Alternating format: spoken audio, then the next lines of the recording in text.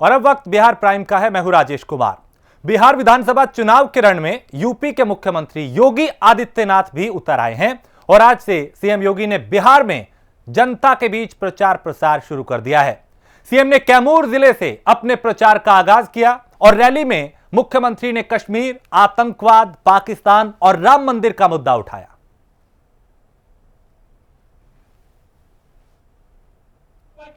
वैश्विक महामारी कोविड-19 को चुनौती देते हुए यहां पर उपस्थित रामगढ़ के मेरे सभी उपस्थित भाइयों बहनों, मैं आप सबका अभिनंदन करता हूं। मैं भगवान राम की जन्मभूमि से आया हूं और रामगढ़ की धरती पे आया हूं।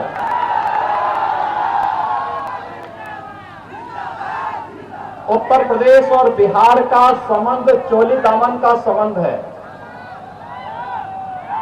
कोई इसे दूर नहीं कर सकता, कोई इसे तोड़ नहीं सकता और इसका श्रेय जाता है रामगढ़ को।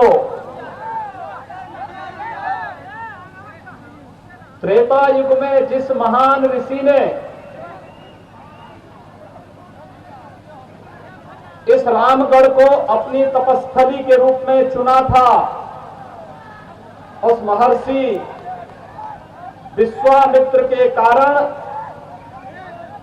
उत्तर प्रदेश और बिहार एक आपसी इस संबंध के साथ जुड़े कि आज भी हम सब उसी भाव के साथ, उसी श्रद्धा के साथ बिहार के साथ या उत्तर प्रदेश, बिहार के लोग उत्तर प्रदेश के साथ जुड़ते हुए दिखाई देते हैं।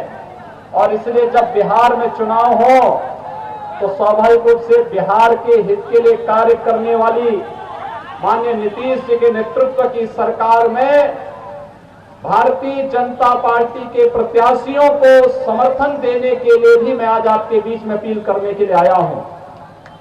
हम लोग पिछले 7 महीने से, भाइयों बहनों, पिछले 7 महीने से पूरा देश वैश्विक महामारी कोरोना से जूझ रहा है। हम सब आभारी हैं प्रधानमंत्री मोदी जी के, जिनके नेतृत्व में भारत ने 135 करोड़ की आबादी को बचाने का कार्य किया है और पूरी ईमानदारी के साथ, पूरी मुस्तैदी के साथ, जिस तत्परता के साथ निर्णय लिए गए, चाहे वह लॉकडाउन का निर्णय रहा हो और लॉकडाउन के बाद उस दौरान गरीबों के लिए दी जाने वाली योजनाओं का आप अनुमान करिए। प्रधानमंत्री मोदी जी हैं और मुख्यमंत्री नीतीश कुमार जी हैं, तो कोरोना कालखंड में हर गरीब राशन की सुविधा में मिलनी तब ही मिली, आपको भी नहीं मिली। अगर राजग की सरकार होती तो मिल पाता। भाइयों बहनों, यही है सरकार। मोदी जी की सरकार केंद्र में थी तो गरीबों के, किसानों के खाते में पैसा पहुंचना प्रारंभ हुआ। प्रधानमंत्री किसान सम्मान निधि का, वृद्धजनों का पेंशन, निराश्रित महिलाओं का पेंशन, दिव्यांगजनों का पेंशन एडवांस में उनके अकाउंट में पहुंचना प्रारंभ हुआ।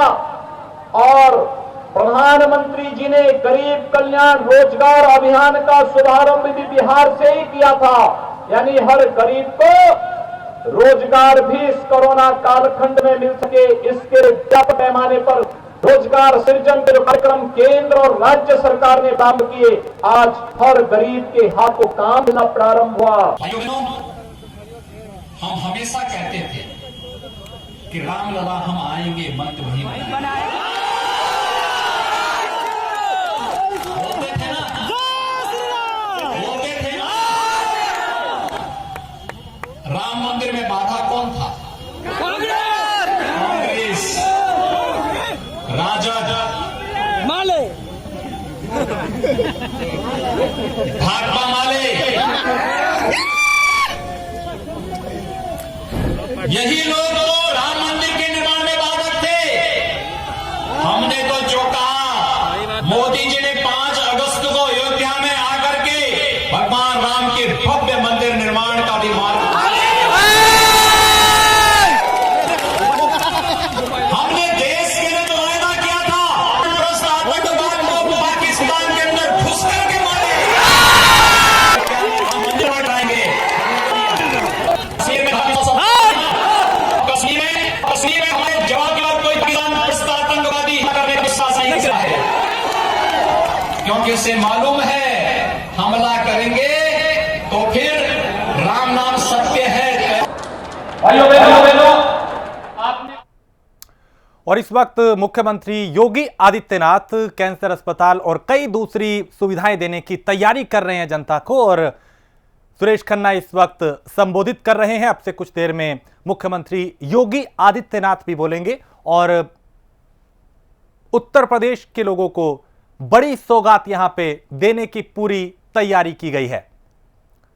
तो मुख्यमंत्री योगी आदित्यनाथ लगातार एक्टिव है और भले ही वो बिहार चुनाव प्रचार कर रहे हो, लेकिन उत्तर प्रदेश को लेके भी उनकी नजर है और सोशल मीडिया के माध्यम से वीडियो कॉन्फ्रेंसिंग के जरिए बंबई के टाटा मेमोरियल सेंटर की तर्ज पर ही कार्य करेगा। बंबई के टाटा मेमोरियल सेंटर से इस सुपर स्पेशलिटी कैंसर संस्थान एवं चिकित्सालय लखनऊ के मध्य एक MOU नवंबर 2018 में वर्तमान सरकार ने किया था, और इसी उद्देश्य से कि जो दुनिया में सबसे बेहतर तरीके का इलाज उपलब्ध है, उसी तर्ज पर लखनऊ में भी इस लोगों को मुहैया हो सके। जैसा कि हम सब जानते हैं कि कैंसर के इलाज के लिए हमको बंबई जाना पड़ता है या दूसरे स्थानों पर जाना पड़ता है, जिसमें रुकने के लिए और ख़ास तौर से जाने आने में भी बहुत बड़ी असुविधा होती है। लेकिन लखनऊ के इस कैंसर संस्थान के लोकार्पण होने के बाद ये एक बहुत बड़ी सुविधा इस प्रदेशवासियों को और देशवासियों को मिलने जा रही है, और हमारा पूरा प्रयास है कि हर तरह से इसको आधुनिकता से जोड़ें और जितने भी आधुनिक संयंत्र हैं वो भी इसमें लगाएं। अभी फिलहाल जो कुछ इसमें व्यवस्था की गई है उसके तहत हम खास तौर से करना चाहते हैं कि इसमें operation theatre, liner accelerator, CT scan, MRI की सुविधाएं इस समय उपलब्ध हैं। साथ ही साथ जैसा मैंने कहा 54 बेड बनाने के क्रियाशील हैं।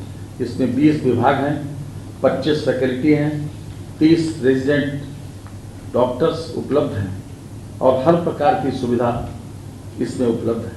ये कैंसर संस्थान। आगे बढ़ते हैं। मधेपुरा में बिहारीगंज विधानसभा से भारतीय महासंघ पार्टी की ओर से ओम कुमार ने अपने सैकड़ों समर्थकों के साथ नामांकन पर्चा दाखिल किया। इस दौरान प्राइम न्यूज संवाददाता रविकांत ने ओम कुमार से खास बात की। क्या कुछ उन्होंने कहा, सुनते हैं उन्हें। नामांकन का आज आखिरी दिन है और लगातार सभी प्रत्याशी नामांकन पर्चा दाखिल कर रहे हैं और लगातार अपने अपने जीत के दावे कर रहे हैं। भारतीय महासंघ पार्टी से अभी उम्मीदवारी देकर के ये लौट रहे हैं, क्या कहना चाहेंगे? हम जनता के बीच में आए हुए हैं। जनता का इज्जत मेरा इज्जत। जनता के बीच में हम पूर्णतः, हमारी सरकार सभी सीट पर नहीं है, लेकिन अगर हमारी सरकार बनेगी तो मेरी बिहारीगंज की जनता जहां चाहेगी वही सरकार बने। क्या मुद्दा लेकर के आप जाइएगा क्षेत्र में? भ्रष्टाचार 1 नंबर। अगर नीतीश कुमार ये कहते हैं कि जंगल राज 1, तो मैं कहता हूं जंगल राज 2। लालू किसकार को अगर ये जंगल राज कहते तो नीतीश कुमार जंगल राज से कम नहीं है। ये इधर से उधर, उधर से इधर करना ये अच्छी बात नहीं है। स्वच्छ सरकार, सुंदर सरकार बिहारीगंज की जनता इस बार चुन रही है। हम अभी 5 साल, मैं अभी मुखिया हूँ ग्राम पंचायत रहटा के।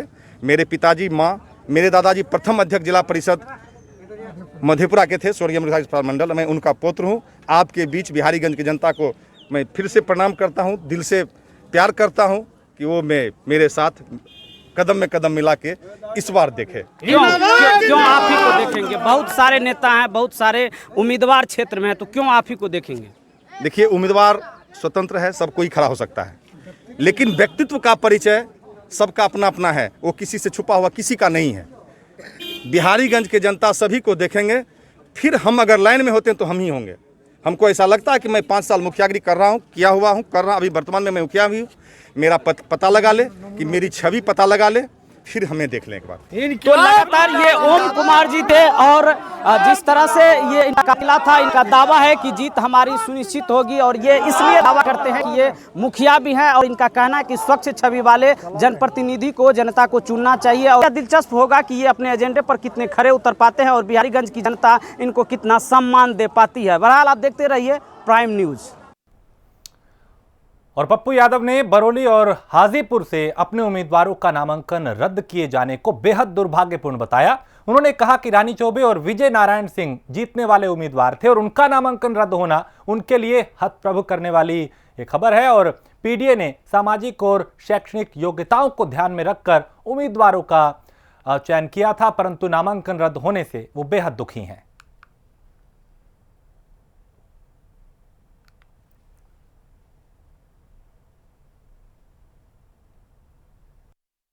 जो पार्टी कोई एमएलए नहीं थी और लोजपा को तो गलती लोजपा की है कि बीजेपी और जदयू जो प्रमुख घटक दल है उसकी है। तो ये बिहार सब कुछ देख रही। पहले बड़े भाई ने अपमान किया रामविलास जी का, मौसम वैज्ञानिक, तो जो मना है सो, और उसके बाद बीजेपी ने इस्तेमाल किया और फिर दूध के मक्खी की तरह निकाल के फेंक दी।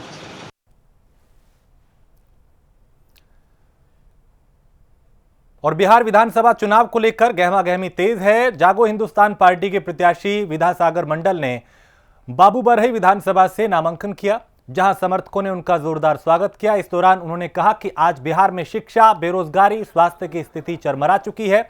वहीं विद्यासागर मंडल ने कहा कि बिहार में शिक्षा व्यवस्था, बेरोजगार युवक और मजदूर पलायन कर रहे हैं। कोई कार्य नहीं है जो इस वक्त ठीक से चल रहा हो, चाहे वो शिक्षा व्यवस्था हो, स्वास्थ्य व्यवस्था हो, किसी भी मामले में करप्शन का पूरे बिहार में करप्शन का बन गया है। तो मुझे लगता है कि हम ही नहीं बल्कि यहाँ हमारे साथ जितने मौजूद नौजवान हैं, बिहार के सभी नौजवान काफ़ी दुखी हैं, काफ़ी मुश्किल में हैं और सबके मन में एक ही उम्मीद है, एक ही लालसा है कि हर हाल में एक बेहतर बिहार बनाने के लिए जागो हिंदुस्तान पार्टी को ही विकल्प बनाएं। और राष्ट्रीय लोक समता पार्टी के प्रत्याशी महेंद्र प्रसाद सिंह ने बाबूबरही विधानसभा से नामांकन पर्चा दाखिल किया, जहां समर्थकों ने उनका स्वागत किया। इस दौरान उनके साथ समर्थकों की काफी भीड़ दिखाई दी। उन्होंने जनसभा को संबोधित करते हुए शिक्षा, स्वास्थ्य और रोजगार पर जोर दिया। क्षेत्र में अभी तक विकास नहीं हुआ, वो प्रथम हम विकास करेंगे। महिला को जो सुरक्षा की बात है वो करेंगे और जो भी काम बकाया है वो सारे हम करेंगे। ये जनता से वादा करते। क्या नाम क्या हुआ? शिक्षा का स्तर जो गिरी हुई बिहार में, हमारी पार्टी ने जो शिक्षा की संघर्ष किया शिक्षा के 2 साल से, उसको मैं जो निर्देश है शिक्षा के लिए, उसके लिए मैं हमेशा लड़ूंगा, भी लड़ेगी और हम भी लड़ेंगे, जीत के जाएंगे। युवा हल्ला बोल के केंद्रीय टीम बिहार चुनाव के दौरान बिहारी मुहिम के जरिए शिक्षा, स्वास्थ्य, रोजगार जैसे मूलभूत समस्याओं को लेकर लगातार सवाल उठा रही है।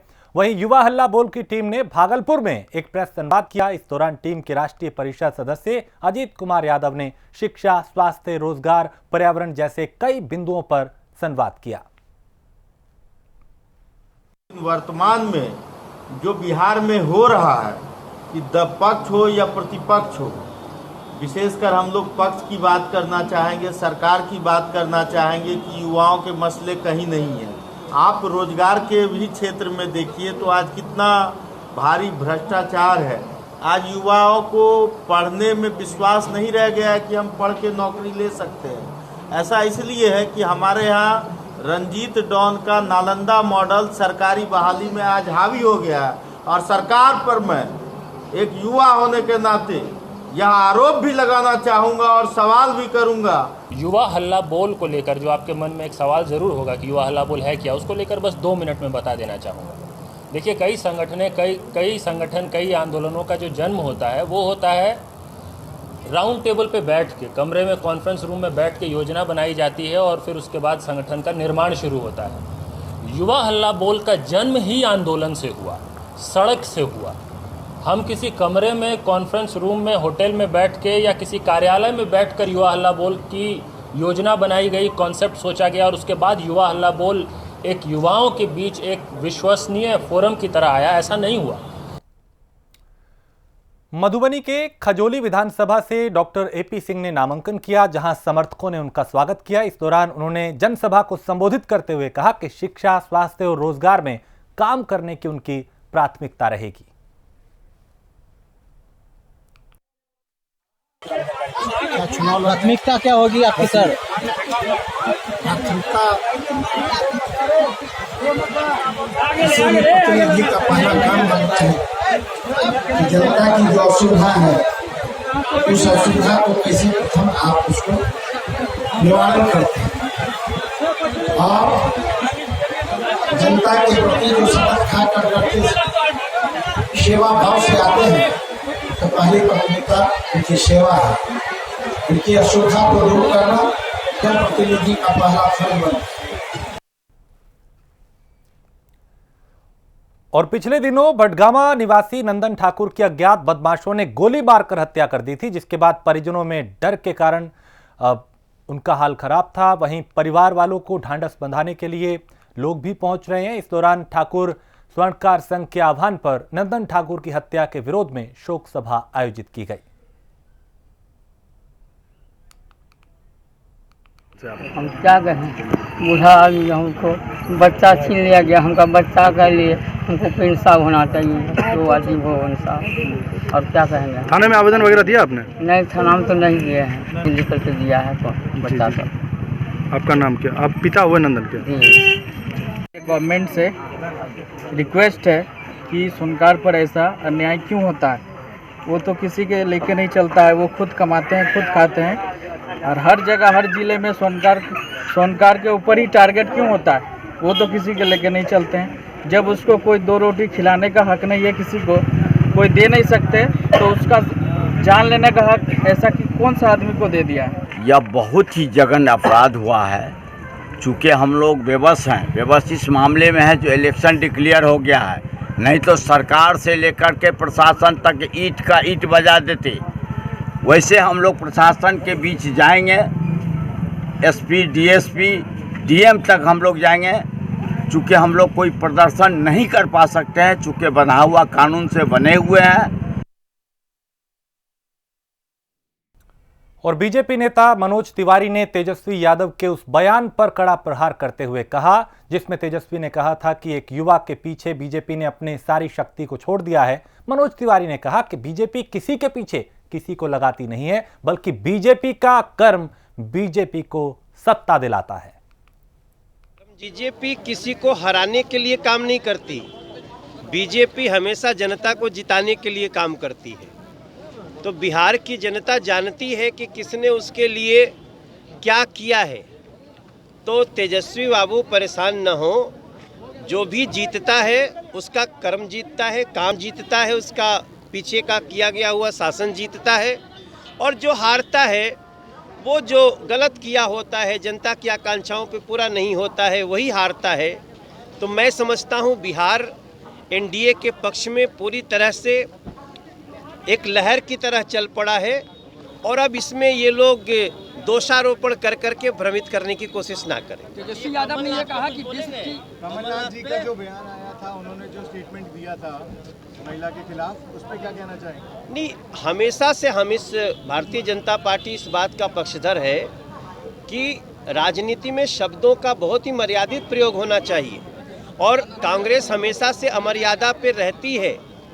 कांग्रेस से आज पूरे बिहार में मैं जहाँ जा रहा हूँ, वहाँ से लोग ये पूछते थे कि इनकी भाषा कैसी है, लेकिन वहीं जनता ये भी कहती है कि जो सुशांत सिंह राजपूत जैसे बिहारी के हत्या में एफआईआर तक नहीं होने देता है, उससे और अपेक्षा क्या कर सकते। अच्छा, मनोज तिवारी की सीट है 243, सभी लोग बोल रहे हैं कि हम सरकार बनाएंगे, कैसे संभव होगा? एनडीए बोल रही है, आरजेडी बोल रही है, सबके बोला हम बनाएंगे। अभी बोल।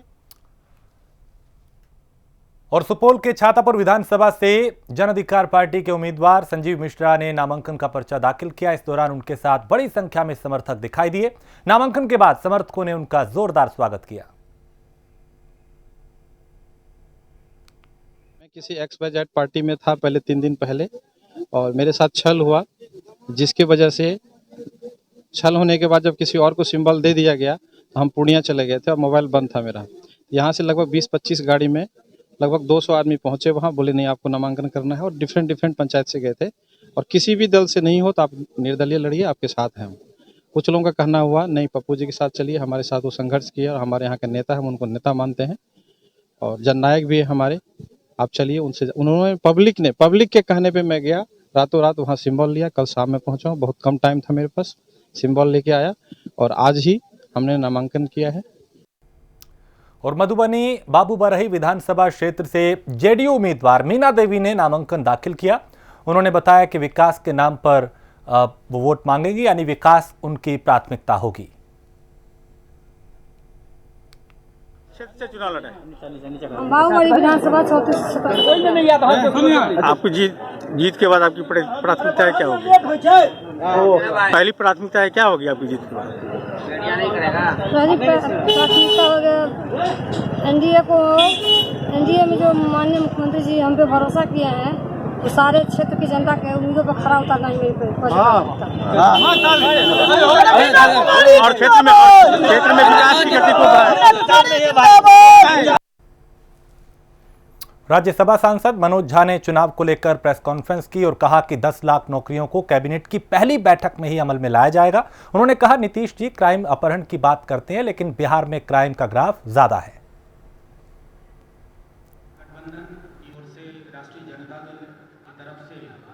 आप सभी बहुत बहुत स्वागत है।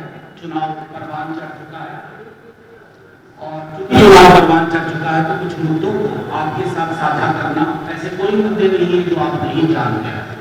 इसको दोबारा दोहराने की इसलिए आवश्यकता है कि कई तरह की भ्रम और भ्रांतियों के बीच में बिहार वासी, हमारे जो बिहार के वोटर्स हैं, वो सब समझते हैं लेकिन सुन रहे। मुझे सर्वप्रथम ये बात कहनी है कि माननीय मुख्यमंत्री जी और भाजपा के लोग, अगर नेता प्रतिपक्ष कहते हैं कि हम 10 लाख लोगों को पहली कलम से रोजगार देंगे, इसका तो स्वागत होना चाहिए ना। ये हर बिहारी को प्रभावित करने वाली बात है।